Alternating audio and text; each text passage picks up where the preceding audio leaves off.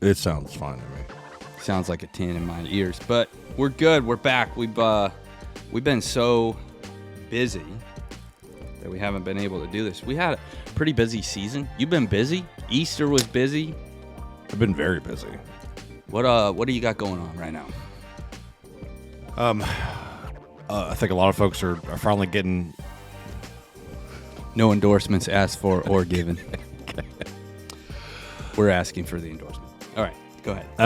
I think a lot of folks have accepted that things probably aren't going to be getting miraculously better like they've been hoping in the last 6 months, and are finally starting to get out there and purchase homes. I've actually got a lot of refis right now too. Yeah. I think we're seeing people feel some of the unfortunate weight of inflation, and Right. I'm seeing a lot of folks with just credit card balances that are in the 20 percentiles. Like, you know what, my rate's a little bit higher, but I got to get out of this debt. I know. I've got equity, and we need to do something about it. That's true. So yeah, I mean, a lot going on in the market. Of course, the actual market is like a roller coaster. Yeah. Different every day. I saw a meme of somebody that was like, "Oh, the rates dropped. Let me call my client real quick." And then they got their client, the phone's ringing, and then like the other guy in the other room was like, "No, they went way back up." And then the people answer the phone and like, "Hello," and like, "How's it going today? Just seeing how you were doing." Because you've got to call, lock them in, but then they're like, "No, it changed," and it does change that fast, and it's been just kind of crazy up and down. Historically, how does it normally change? Like, it's so. It's not giant moves. Some people. I've heard it like. Have you ever heard that phrase? Like, it takes the elevator up, but the stairs down. Except right now, it's like elevator up and down, like different floors. Yeah, and in your credit's the opposite of that. It takes the elevator down and takes the stairs up. Yeah. Anyways, but yeah, man, it's been a very interesting market. Very hard to predict. So if you're out there and you're shopping for a house or shopping for rates and like, I'm going to check with lender A today, and then I went to lender B tomorrow, it could be a night and day difference. Yeah. And the next day you got to go back to lender A, like, well, what does it do now? And it's just this whole like moving target of, I got this rate, now I got to go back to this person. Really just get with somebody that you trust is going to kind of give you good information, and let them look it up for you. You can people that call me and say, "Hey, what's going on with the rates today?" Put them on some emails. Well, some people don't like to get 1,000 emails on, "Oh, the rates are this, the rates are that." Then they kind of ignore you. But I think you want somebody that's in your corner that can kind of explain it. But what we've seen overall is just a lot of up. Yeah. A lot of up, and then some little down. But it's all very much tied to the, what we've got going on over in the Middle East. And those things are changing day by day. And even a small announcement of like, "Oh, we have ceasefire." No, we don't. Oh, we do. No, we don't. It's causing the market rates to go up and go down, up and down. They think it's going to end. It's not going to end. So really tough to predict. I say if you want to buy a house, then do it. Yeah, I mean, that's like when I have It's never going to be the right time. When I have conversation with people, like it's the right time when it's right for you. Like, do you have a job change? Is your family growing? Is your family downsizing? Was there death, divorce, all these things? Like the markets, they don't care about those things, and that's just a part of life. And I think if everybody got their, we've talked about it, the patterns before, where people get their mind wrapped around like really short-term real estate, where you think like, I'm going to live in my house 10 to 15 years. So, shortly after living in my house, I refinance with you. Probably not, but okay. Well, I think that's the plan. We've already been there 3 years almost already. So, I mean, I was in my last house 8 years, and I think, my kids are growing. They're locked in at schools. And I mean, to be honest, I live in a pretty nice house. So for me to move, it would, I could make a lateral move, but I can't. I'm as close. If I took my house and put it at the beach, it would be 3 times the price. And so the only place I want to move to is the beach. So until I have 3 times the money, I ain't moving. So right now I'm focused on building this company, on growing relationships, and growing my kids. I got kids from 2.5 to 11. So there's nothing wrong with us like just enjoying our house. It's hard when you work in this industry, because I'm going to go look at houses this afternoon. Right now I'm closing a house or 2 a week, staying super busy, which we'll talk about in a minute. But So it does get hard because you see, ooh, that's a nice house. Ooh, that's nice. Ooh, I like that. Like, It's the shiny object. right, and you can become discontent with your house. But I think the average person, take yourself out of our world, and it kind of goes back to what you say. People don't want a million emails. There's a ton of gimmicks that realtors follow, and there's a ton of stuff. And like, yes, I want to stay top of mind to those who are interested, and that's how we do so much business, doing stuff like this, where this is out there. And if view it if you want to view it. If you don't. Listen if you want to listen. Don't. But the thing is that I've tried that where like I'm gonna call these people every quarter. I'm gonna send the weekly newsletter. I'm gonna do it, and they don't care. They're worried about their family. They're worried about their job. Like some people, but I find it's a very small percentage are like, I want to track my home value month after month after month. But most people, they're looking for a place to live, looking for a place to go home to after work, looking for a place to raise a family. And then once they're there, they're not going to think about it again unless their circumstances change. So when you're just bugging them week after week after week with stuff so that you hope you get referral business or whatever, it comes across that way. I like the business we've set up, which is more of like a lot of people become friends. And what I'm looking to just build that core group of VIPs, and I've already got people in that group where like, hey, the same 4 or 5 people send me 1 or 2 transactions every year, or they do real estate themselves. And then I'm talking to those people like, hey, why don't you just get your real estate license? Because you're sending me business. You're obviously, it's on the front of your mind. Get your license and come to work with us.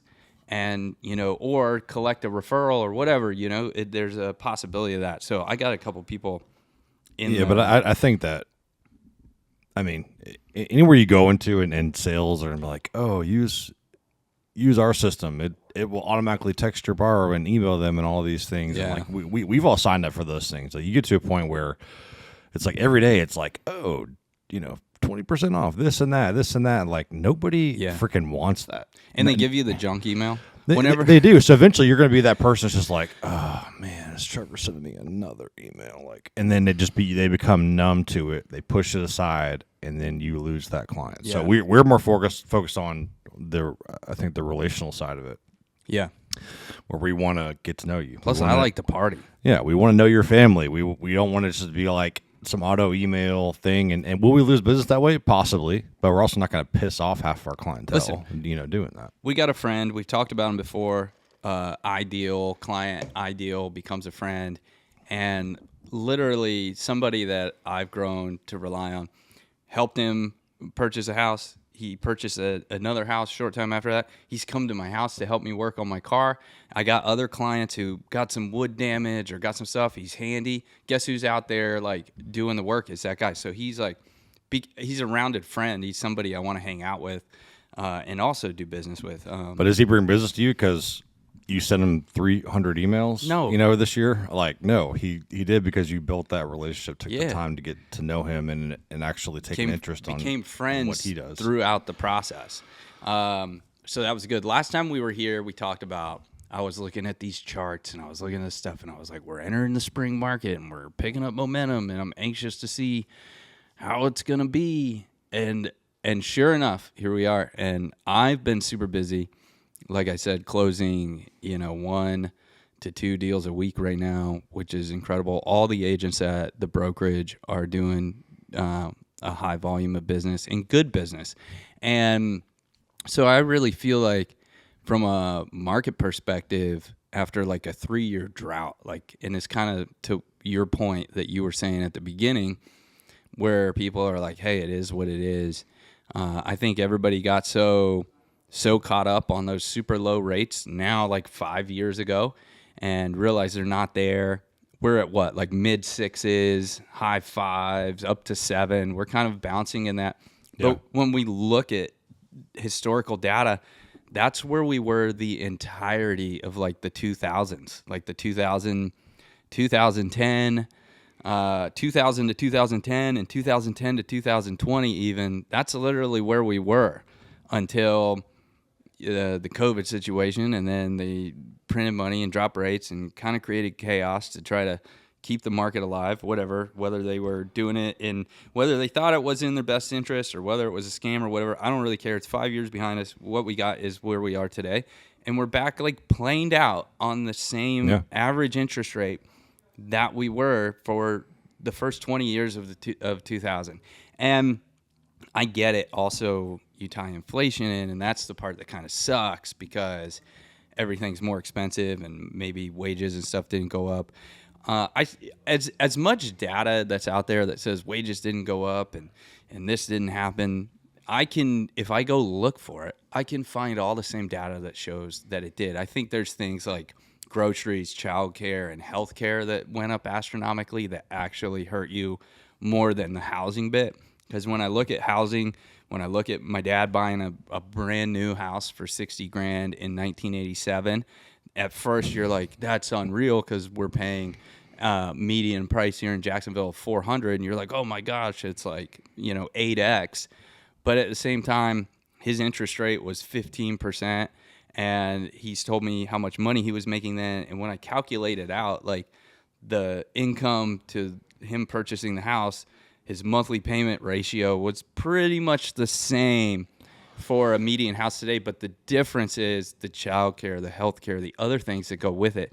I don't think the housing is as bad as what it is. It's just people need a place to live, and so it's a combination of housing, and then you take that, and then you add the inflation things onto it, things that are putting pressure on people, childcare expenses, gasoline's really high now, groceries, those sort of things, and then they've put their focus back on the big ticket item, which is the house. And they're like, "Oh, these rates are just so high." All like, those, well, things, they're a little higher, but you're having to now pay $12 $200 at the $200 at the grocery store instead of $100 at the grocery store, and you start to feel that over time. For me, I have 6 kids, so $100 is like going in to buy snacks. Yes,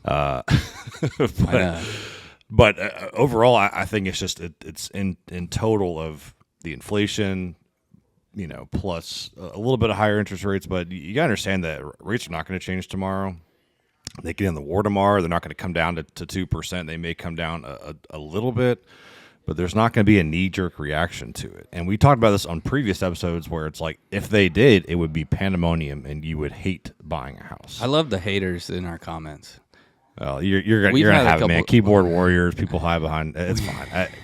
I mean that's not important. But the thing that people have to understand is that you want lower rates, but you don't want them immediately because it's gonna make competition almost impossible. You're gonna be paying way more out of your pocket. Yeah, you can actually go out and get a house now. Now, I will say here at the beach, things are still the beach is in any market, a up market, a down market.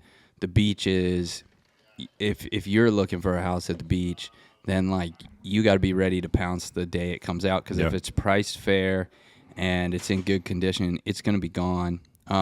Let's talk a little bit about these transactions I've been doing. I will say I closed like 6 transactions over the last few weeks, and 4 out of 6 were literally on their deathbed basically the entire time. Why? Well, so an appraisal came back like $30,000 low.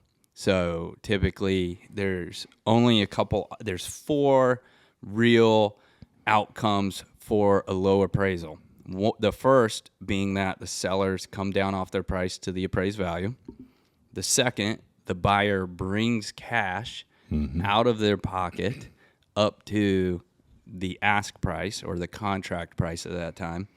The third is that they meet somewhere in the middle. Maybe they split the difference or maybe there's some negotiation. And then the fourth is just that the deal dies. So anytime an appraisal comes back, like if there's like it's $5,000 or $10,000, that's a little different. That's typically where you're going to see number 3 where, hey, if it's a small amount, then maybe they're going to split in the middle or the seller's going to come down or whatever. But when it's $30,000 off, like my initial thing is like, well, it's time to get the search going again because I know my buyer's not bringing cash, $30,000, and I know the seller's not coming down. Just reduce it $30,000 to let somebody in. It's happened to me actually recently. So it was technically $33,000, and so working through it, the seller did come 30 grand off, and the buyer only had to bring that additional 3 to close. Wow. But what I'm saying is the market we're in today, when I say that it's balanced and where it's like the people who are in the market who are actually going under contract seem to be more of level-headed people, where it was stagnant over the last 3 years because in the 2 years leading up to that, 4 and 5 years ago, if it came back 30K under, the seller just expected the buyer to bring cash. And then a lot of times the buyer did bring the cash because if they didn't have a choice. Then buyers stopped doing that. Then sellers held out for years. And now we finally have entered a part where people who are like, nope, you know what? This is the market. I'm going to sell this house. So why would it come in that low? Because a listing agent either A, listed it too high, or B, the seller sometimes will force agents to list it at a price that even though the agent's advising them that it's too high. So, I mean, that just may be the case. This particular house, so we got a classic case of the baby boomer, older generation, where like even in the write-up, and it was a really nice house. I'm really happy for the buyers. It's great for them. So they love the place. So I'm not knocking it from a sense of the house. The house was a great house. It was a great opportunity. However, the way it was marketed and the way the negotiations went, you've got an older couple who are claiming that the house is totally remodeled. Totally remodeled. So here's the things that the house had done. It had a new roof, and it had new exterior paint. There were some areas that used to be carpet. Okay, that's it. There were some areas that used to be carpet that now had like a wood LVP. But they didn't even do the whole floor at once because... Like the good wood LVP or like... It was good floor, but you could still see the transition strip between where it used to be carpet and it was hard floor. So it wasn't like they redid the whole floors. Right. Other than that, the house was built in 1998, original white appliances, original cabinets, original counters. The bathroom had that, in the 90s, that like plastic molded, swirled jacuzzi tub, and the bathroom counter had ceiling fans in the bathroom. So this house was totally original, 1998. Taking me back to Saturday morning cartoons here. So all it was a house that was maintained good. And it was maintained good, but it was not remodeled and updated.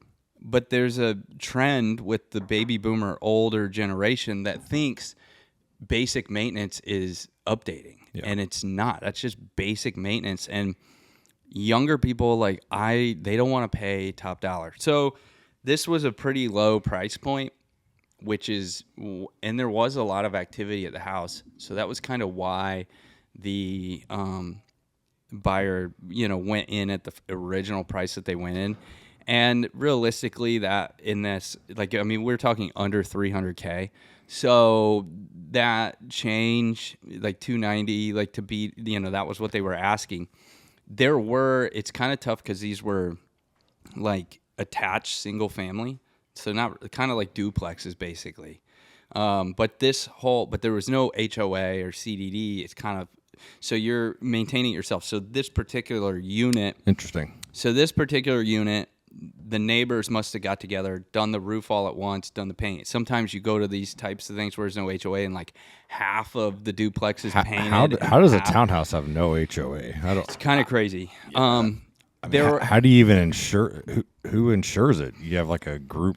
So there were some insurance policy. Yeah, it's kind of weird. So there were some. Or they're just responsible for their each section. Yeah, of their entire. You're just responsible for your side of the building. Yeah. Interesting. So it is interesting. And there were some lower price point duplex units that sold that were in a lot worse shape.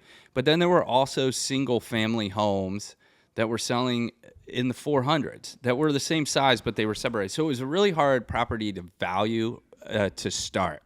So when the appraiser went in, they only used the duplex sales, which went to my buyer's benefit because they were like, hey, we understand this square footage is the same square footage of this single family, but it's attached. So we're only going to look at the attached units, and some were in pretty bad shape and sold for under 200. And so that brought the appraisal way down. But then they were able to negotiate. So now you have a buyer who's excited about this house. I've known them for a year. It's been slow going. Honestly, like not a ton of communication because they were kind of waiting. And then when they found this house that they were like, hey, we actually really like this house. So they were excited to get it at the original price and then got it 30K lower. less. So huge I mean, win. that's the exception. It's not the norm. Not the norm. Normally, we'd be most out times looking- you're meeting halfway, or if it seemed to have been overpriced to begin with, the seller will pay it. I had one about a month ago that the price came in low and the seller wanted to walk away from it, but the buyer did not. Yeah. So he paid $9,000 extra to be able to get the house. I mean, and that's an option that you have. Yep. If you feel it's worth the value. But I do want to shift gears a little bit. We talk a lot about high interest rates and inflation and all these things. Like, well, what can you do to combat that? What can you do to still try to keep your payment lower than everybody else in this market? I'll give you a couple things here. Well, one thing first that I've been offering to my clients, and again, as a mortgage loan officer, you're not just going in and being like, hey, here's the rates. It's your job to look at every option, present every option, just as if you were a listing agent. Yeah. And you went and somebody's like, here's an offer. I want you to present it. You're not going to say, well, you're not supposed to say. I know there's agents out there that do, gatekeep a little bit, but you're supposed to present that offer to your seller, Right. regardless of what your opinion is on it or what you think about it, right? But in this market, a way to combat that is what I've been offering my clients is adjustable rates. Now, I know everybody starts looking at it like, oh, no, adjustable rates, we're all going to die, or whatever people think about it. But adjustable rates today are a little bit different than they were in 2008. So 2008, and I won't take too long here, but in 2008, they were doing ARMs that were called pay option ARMs. So you come to me and you say, hey, this is what I do, so much money I make, and I'm like, all right, sounds good. I don't verify any of it. No job in 2008. Yeah. No income verification. No income verification. And then I say, well, great, I got this product for you. It's an adjustable rate. You just got to pay, you pay what you want, and then, we move on from there. That was basically what the conversations were like for some people in 2008. That's insane. And so what would happen is they'd be like, your payment's $2,000, but you have the option to pay less. So people would pay $500. The $1,500 remaining dollars is added to their balance. This is what we call negative amortization. It's what they do with student loans now as well, which sidebar is criminal. Yeah. They're like, hey, student, pay your loans for 20 years at $500-$600 a month, and your balance actually will be higher by the time that you're done there. So I think my personal balance has like not moved in like a long time. No, the only way is just to Anyways. write the check. I'm getting on the sidebar. So you had these people that their balance was growing, and they turn around and like a few years later, now they owe $50,000-$60,000 more than they started with. That's a very bad ARM. That's an illegal ARM. You can't do negative amortization anymore. Today, what we're looking at are ARMs that are fixed for a period of years. So the one I offer mostly is the one that's fixed for 7 years. So if you did an adjustable rate today, your rate would probably be 0.5% to 0.75% lower than the market rate, and it would be there for 7 years. And the idea is not to let this get into the period where it can move. The idea is to maybe take 5-6 years, have the lower payment, and then look at maybe refinancing out of it. If you think about over that period of time, the amount of equity you're going to build in your home is going to be a lot greater. Yeah. If you're at a rate that's 0.75% better than where the market is, you'll build that equity. You'll have enough equity to refinance yourself out of it. It's not for everybody, but it's helping to combat folks in this market that are like, hey, I need a lower payment. What can I do? And I've already probably done 3 of these in the last few weeks. Not to like try to scam people into doing an adjustable rate, but to offer them some reprieve from the higher prices. And for some folks, it could be a difference of $200, $300, $400. I mean, my buddy, I just did a $800,000 loan for him, and he did an ARM below 5%. Now, There were some costs there, but he did that, and the difference of that between 6.5 or higher, 6.7, whatever, is substantial on $800,000 loan. Yeah. So that's where we look at it. That's where it's our job to advise you and present the options there, not just be like, oh, here's a fixed rate, super low. Yeah, go with this because I'm awesome and I can do this better than anybody else. Like, it's what they all say. Yeah. But if we do our fiduciary duty, it is to help folks, present every option to them. Hey, you could do this or you could do this. These are both available to you. Here's the risk. Here's the pros, the cons. What do you think about it? And really be an advisor to them, not just somebody that's like a paper pusher. Oh, my rate's super low and I'm awesome. So Yeah. that's my 2 cents. That makes sense. And to compare and contrast a little bit more, there's obviously a difference in like something that's a super trend that everybody's doing versus something that's like, Sure. hey, we don't have to live in this little box. Same thing on a real estate purchase and sale agreement. There's a bunch of ways to use it.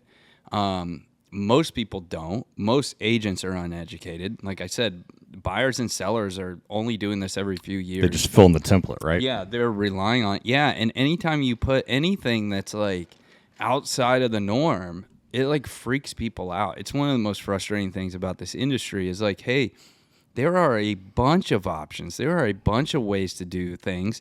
You don't just have to fill out the blanks, and you don't just have to do the social norm thing or the uneducated person thing. There are ways to make it so that, not that like so you're winning and they're losing, make it win-win for everybody. But there have been times as well that we have presented every option and even gave them an option where we make $0 because it's our job to look out for their best interest. I've pointed people in a different direction, say, hey, that's what you need to do. I don't make any money on that, but that's the best thing for you to do, and you should do it. Right. Not like, oh, well, you need to come with me because I got to try to make money on this. Like, that's crap, dude. Like, and so you advise them whether it's good for you or whether it's bad for you. You do what's right by your client. Dude, I have given away, I looked at the numbers, I could pull the exact number, but I have given back to clients $8,000 in discounts this year. That's a whole transaction worth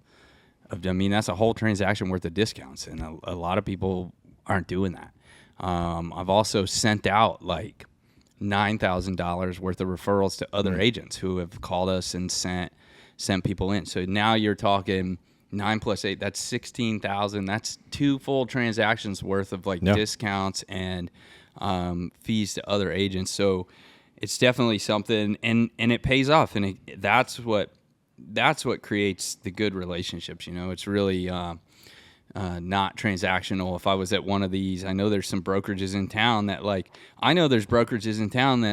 I've and you end up coaching your clients because you're like, hey, as long as because it'll come in like, oh, I want you to pay my agent X amount, and I want the house at this price, and the first gut reaction from your client is let's pay their agent less, let's come down in price a little bit, they want to like kind of have like this balanced negotiation on each term.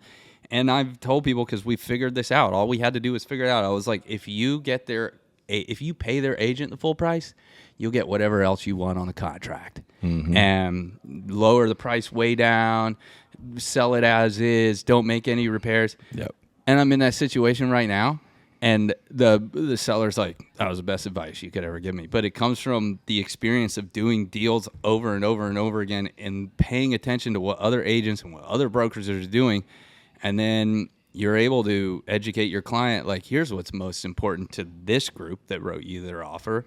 Now, there's some people there's probably going to be people hating on that, thinking you're taking advantage of people. But look, if you're a brokerage in town and you're only looking out for yourself and you're a machine and you're just transactional, like, I'm sorry if your clients have a bad experience. Like, we've figured out how it operates, Yeah, and I mean, I've had cases where people have come to me for a loan. I've advised them that maybe going another direction. Now, when I say another direction, this is probably talking like new build or some sort of loan that I couldn't do, or they pay cash or whatever it is. But I advised them so well.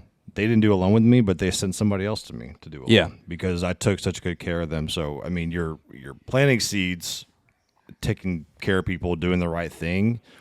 And not every time, but a lot of times that business will come back to you versus trying to just take that one deal, squeeze the life of it. Because if that person finds out that there were better options you didn't advise them on, they will never come back to you, and they may even go as far as to like, put bad reviews or post about you, whatever. So our time is valuable.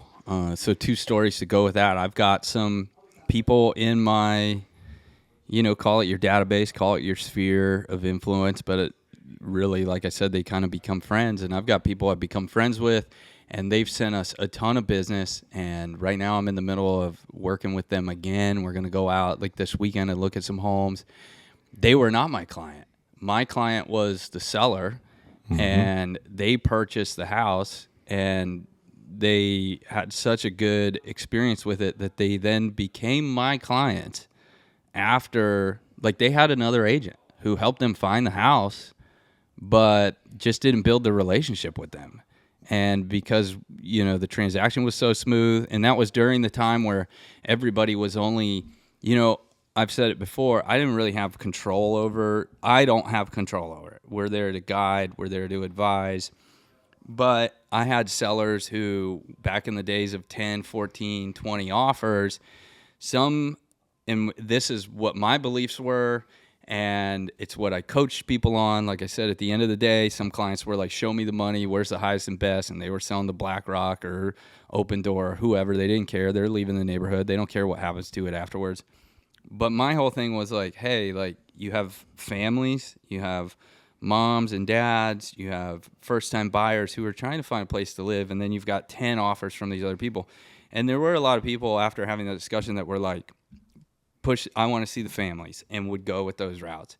And this was one of those cases, and these people really appreciate that. Like, hey, we were trying to buy a house, and it was really hard, and you made it so that we were able to get the house. That's a great point, because I just had somebody that I pre-approved to go buy an investment property. I'm like, hey, you guys didn't get an offer with you're putting 30% down. They're like, well, it was a veteran and they wrote a letter. Yeah. I'm like, you ain't beating a veteran writing a letter. Yeah. So if you're in a multiple offer situation, I mean, tell somebody your story. If you got a tough situation, you're trying to get a house for your family. Yeah. I mean, the heartstrings are real things, and people will pass by maybe the easy opportunity to help somebody that really might need a house. There's 2 sides of that. If you're being the caveat is you got to be a realistic buyer, because if you're like, I'm going to write a $80,000 low and write a letter, no one gives a rip about your letter. This is a multiple offer situation. Yeah. If your offer is not even in the industry realm. is pushed back on that. They're like, we can't do letters. And I don't give a rip. I don't care. I just happened the other day. We lost a deal to it the other day. So nobody's regulating that. Sue me. Find me if you're mad that I let my clients write a letter. I don't care. Like, I'm not going to be so robotic, know. I mean, whoever's upset about that. Speaking of lender deals, I've got a couple other ones, man. I was supposed to have a closing today that got extended thanks to Veterans United not getting their paperwork together. I had another. I've always stood here. I'm not going to bash other lenders. I'm going to bash them. Veterans United is not the VA. For those out there that need to know, Veterans United is not the VA. No. And they present themselves like they are the VA. And a lot of veterans are like, oh, I'm just going to go to the VA for a loan. That ain't the VA, bro. No. That's just another lender positioning themselves to look like they're the VA, but they're not. They put a bunch of fees in there. And Navy Federal Credit Union, same way, I had to extend one 15 days. Navy Federal is not the Navy. They're so bad, and over and over and over I explain this to people, and it's touchy because they show up, they have a Navy Federal Credit Union bank account.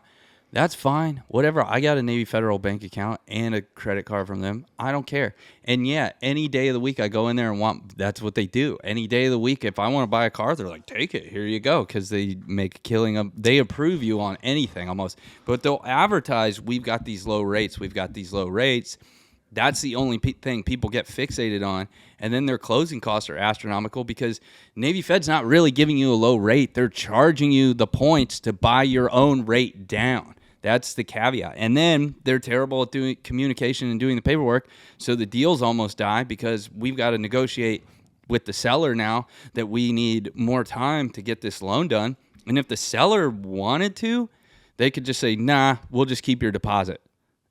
I mean, but that's the bottom line. That's the risk you're taking. So there's other options than those two banks. So for anybody listening, I know for most of us in the military, it kind of becomes your identity, and it's easy because that's my bank account. But both of these people who I told this spiel to, and they kind of were like, yeah, but it's easier because it's my bank. At the end of the day, we're like, I'm never going to do another deal with them. It's not easier.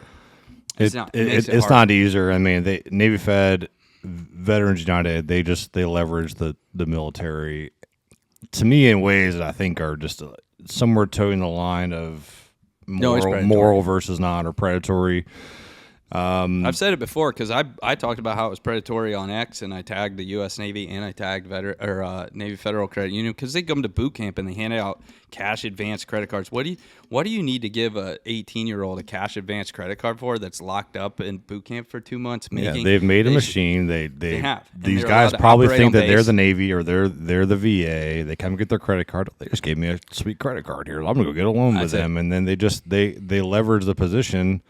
For people that are I think vulnerable, these are young men and women getting into the military. Yeah. When I was 18, I didn't know crap. No. Like I got a credit card and I didn't realize you had to make payments on it. But that's how stupid I was when I was 18.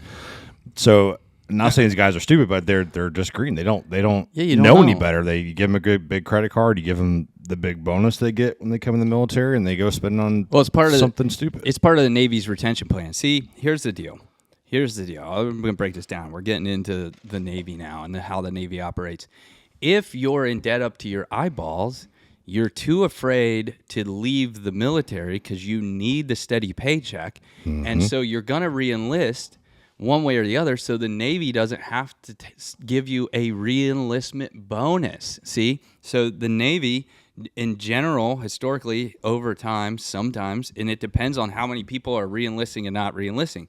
If a lot of people are re-enlisting, they're not giving re-enlistment bonuses. If nobody's re-enlisting, they have to give them. So I have this theory because I've seen it firsthand over and over again. As long as you get them hooked on credit cards at boot camp and you get them hooked on car loans the second they get to their first installation, then guess what? They can't take the risk of getting out of the Navy. So therefore, they are retained or they re-enlist, and they don't have to give you a bonus. And our military men and women, for those that don't know, they get their regular pay, but then they get paid for housing and food and things like that are only given to them while they're in the military. Yeah, so and they take it out of your paycheck. They charge you for it. It's not free. That's another thing people misunderstand.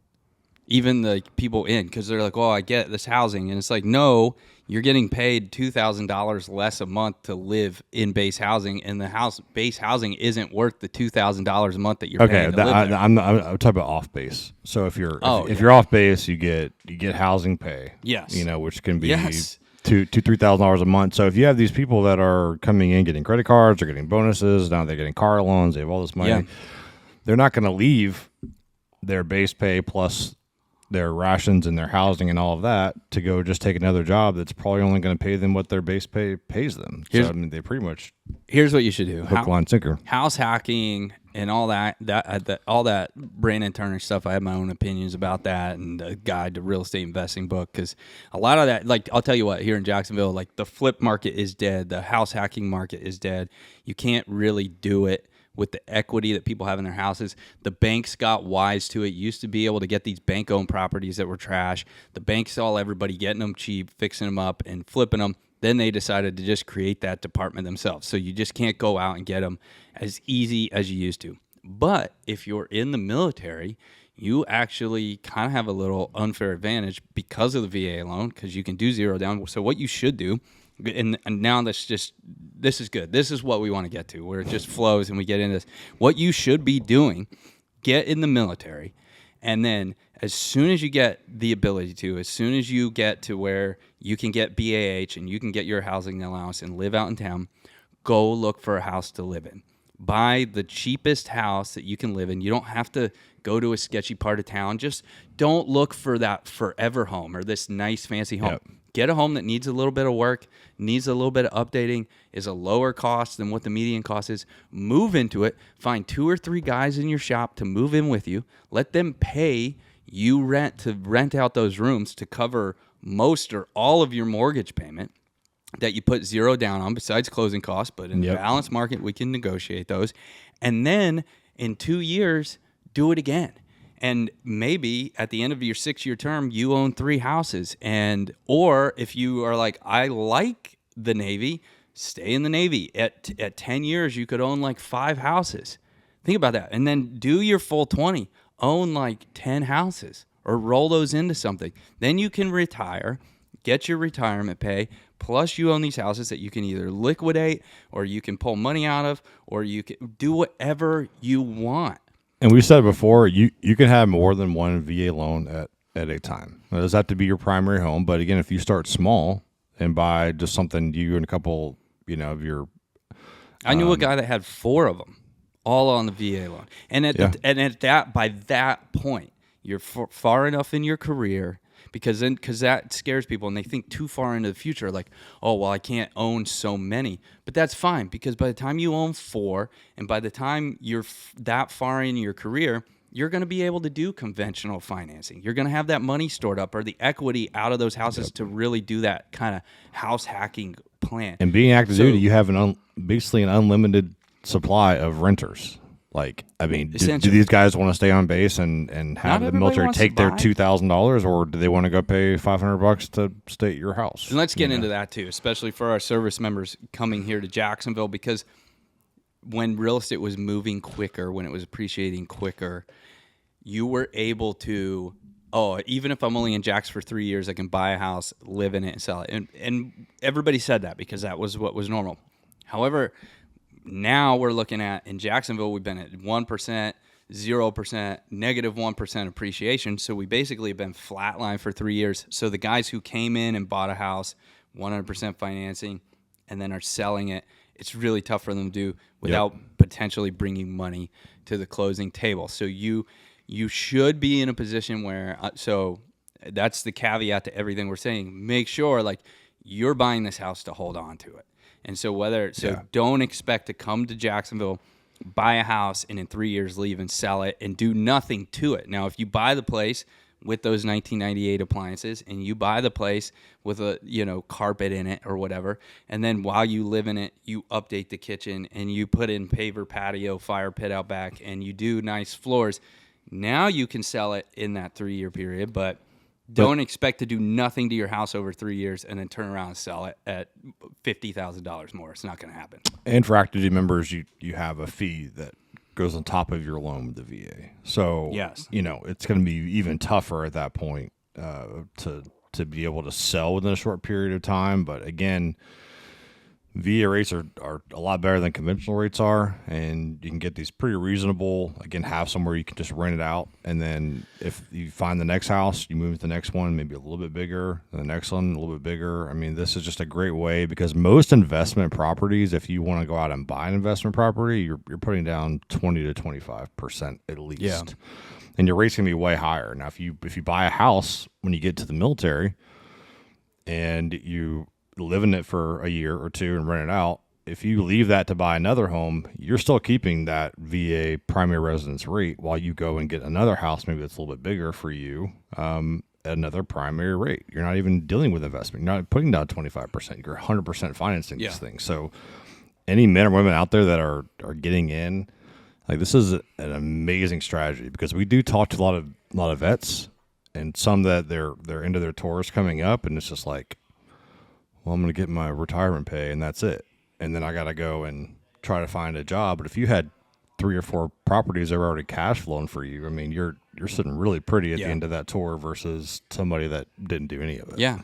And sure, go get a job and keep working. Like, sure. I think the days of sit on the front porch and rocking chair. Well, who's doing that? First of all, if you're going in at 18, you're getting out at 38. You're probably going to have enough energy in life that you want to do something. Yeah. So, and then add that to it. But anyways, Trevor, I think that's why I might be a little biased here.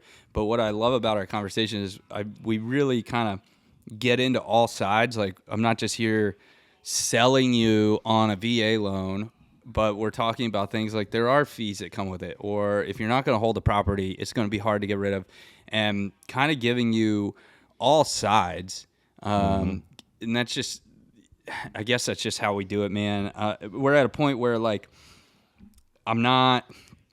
we do enough business that we have the skill set and the experience to help you and help our clients, but we're not so busy that you just become a transaction and part of the machine. Yep. And we're not also at a point where we're not doing enough business that we're so desperate we're only telling you the positives and not the negative sides.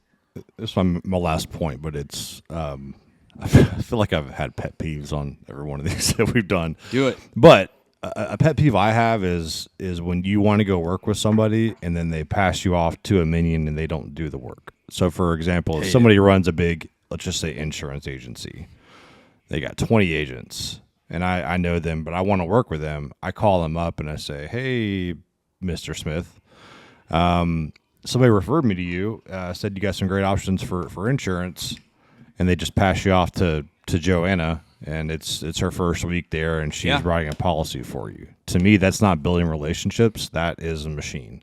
And you have a lot of people out there that just be like, oh, I'll pass you off to my person that does the app. I'm going to be the face of all of this and not do all the work and not build the relationship. I'm just going to be the face, get the leads in, and then pass you off to my people. Cold calling. I cannot stand it. I think it's so impersonal when you do that. Somebody calls you because they want to work with you.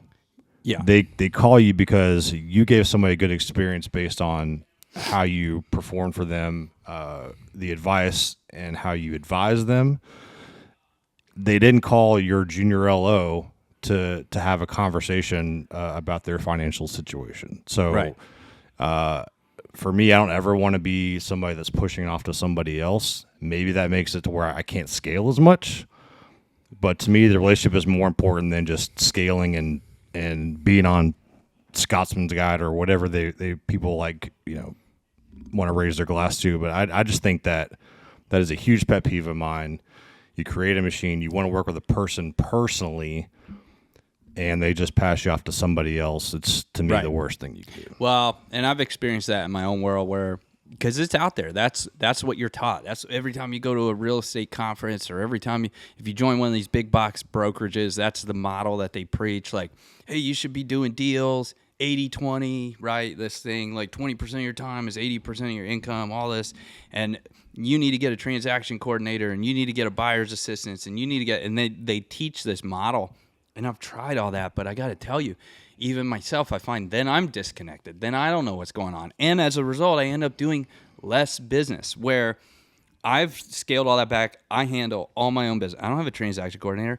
I'm handling the transaction. I don't have a buyer's agent. I'm the one plugging in your search and educating you on what a good value is and what isn't, and going to tour the homes and video them and send that across the world so you can get an idea of what's what. It's all me. And then after the closing, I'm the one that's calling you to invite you to our company cookouts and to our Jaguar watch parties. It's me. Yep. Now, being the broker here at this office, I do have agents that are like one group of people that I haven't worked with a whole bunch is like the investor side. It's just not my game. I stay in my lane and I work with the people. I'm good at what I do, so I focus on those people. But the investment world isn't really my world. Do I get a lot of investment leads? Yes. Do I sometimes say, hey, I'm not the guy for that? Yeah, I do. However, being the broker here, now I brought on some agents. I brought on an agent this year that she owns several Airbnbs. So guess what? The next Airbnb lead I've got her to give to, not as I'm just passing you on in the chain, but instead I'm hooking you up with the best person you can hook up with. But she's going to handle that entire transaction because she's the one who does. Yeah, I think those are two different things. No, they are. Yeah, it's not. For me, it's totally like if I got in a car accident and I call I know who Farrah and Farrah or whatever, I'm not going to get on the phone with the Farrahs. It's right or Morgan and Morgan or whoever. You're going to get on the phone with nothing but a machine. And there's brokerages in town. Listen, if you're seeing big ass billboards in town and you're seeing banners at the Jags game and you're seeing all that, rest assured that company that you're looking at, without saying their name, but they love the color purple, they are a freaking transaction machine. They're agents. And listen, I've worked with their agents. We brought an agent over from that company. Oh, I closed 40 deals last year. You look them up, like they have zero stats. Why? Because it went to the head of the company. And then when they got over here, they closed 40 freaking deals last year. And then they went to fill out a contract, and they were like, how do I fill out the contract? They don't know anything. Yep. And then it just gets passed on. Everybody has a bad experience, but it doesn't matter because they've built this company to where they have the ad spend money, that there's always new people coming in. So it's just churn and burn. And they don't have very few of them have repeat referral clients. So that thing we're talking about where like, hey, I got a buddy who's coming over to help me work on my car who I sell houses to every single year, doesn't exist in that world. So maybe if that's you, and you're looking for that, fine. But if you actually want a relationship, then, guys like us are the guys that you should be interested in. But this was a long one today. It went all over the place. I'm going to have to sit down. I'm going to edit it out. So that's the joy.